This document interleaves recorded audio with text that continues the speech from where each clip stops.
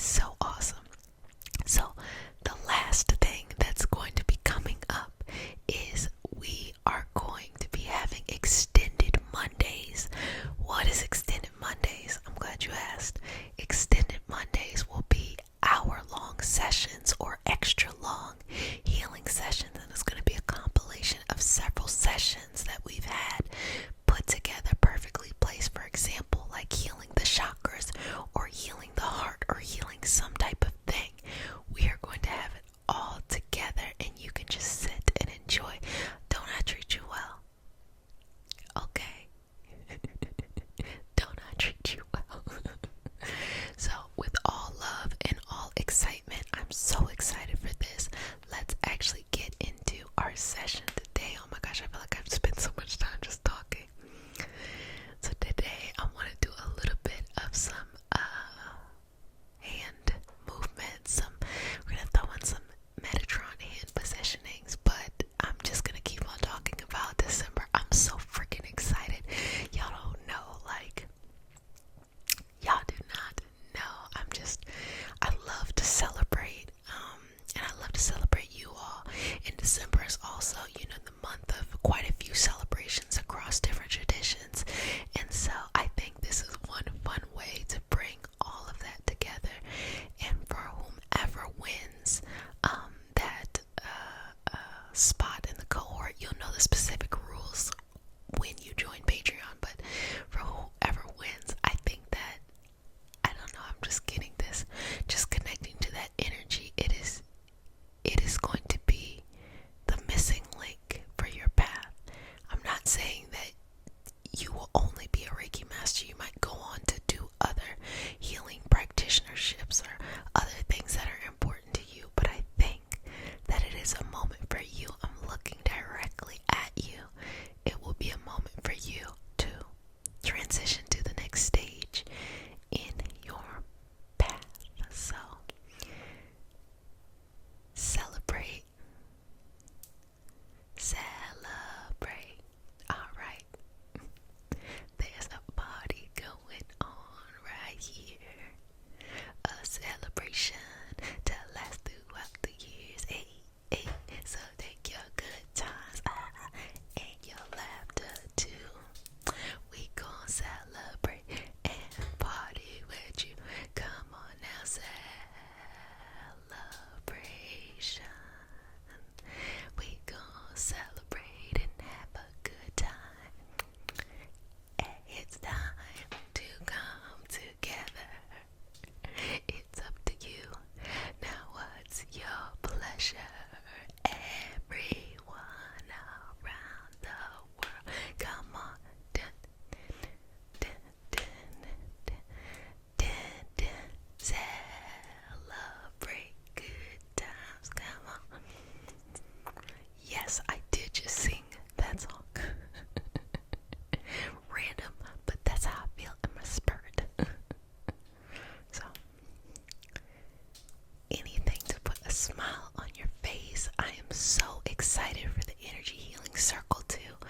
I've missed you all, and if you don't know, the Energy Healing Circle is live and face to face, distance of course online, but we come together. That's why it's a circle, and we channel collectively, and we talk, and we exchange. And so that is something that I've been missing, sharing that experience with you all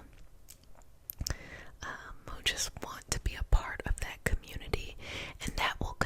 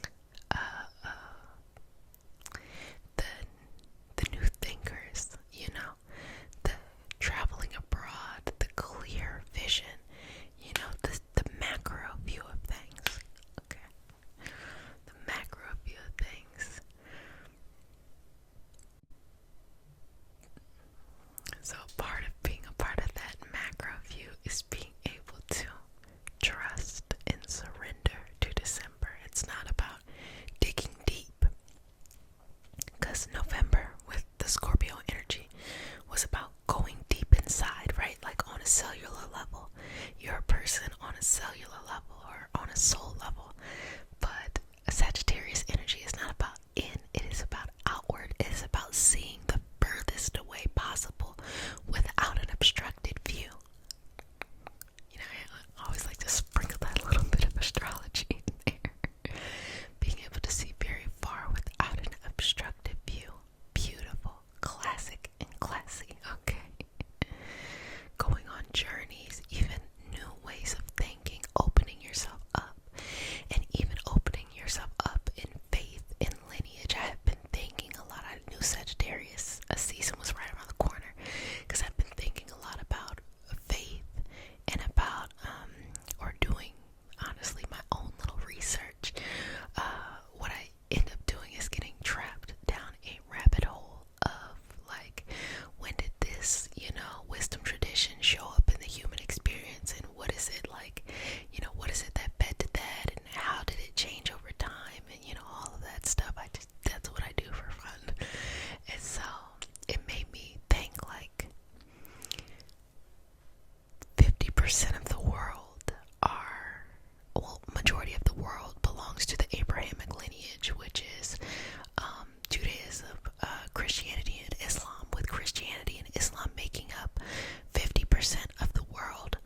And then the third would be Hinduism, and then it just continues to go on from that. And it just made me think, how good it feels, or it must feel, because I'm a very spiritual person. I've had a lot of exposure to the Abrahamic lineage and outside of it too. And I'm not a religious person, though I went to school for religion, and I've had quite a bit of exposure, and I'm always educating myself. I'm a spiritual person, and I got that from my grandmother. My grandmother is a black woman who, went to church every Sunday, but was on this beautiful spiritual journey. And she just taught me from a very early age that she's like, I don't go to church to learn. I go to church because my mama went to church and my mama's mama went to church. I go there to be with my people. So there's something about that collective experience, that cultural experience as well. And the empowerment she had, and the finesse, and the way that she could talk to people, talk to the reverend, and be like, this is a contradiction here, but she did it with such finesse that I'm like, that they would just end up laughing. And she had a whole herb ministry and things like that. She was just a very interesting person. But I say all of that to say that it must be comforting to feel like you are a part of a major religion, because even though religions have different sects, meaning like a different way of practice, and sometimes people feel like, oh, if you're not practicing this way, then you're wrong. As a collective, it must feel nice. Religions have changed society. A lot of questionable things have been done in the name of religion, and those who are very devout today may look back on it and say, no, that was man's evilness, that wasn't the faith itself. A lot of like patriarchal things going on, and there's things that have been accepted as acceptable to change when we look at various faiths, and some things people don't want to hold on to, like becoming less misogynistic in our perspective of some traditions. I'm talking about like Abrahamic traditions, but yet this increased fear still of like homophobia and LGBTQIA issues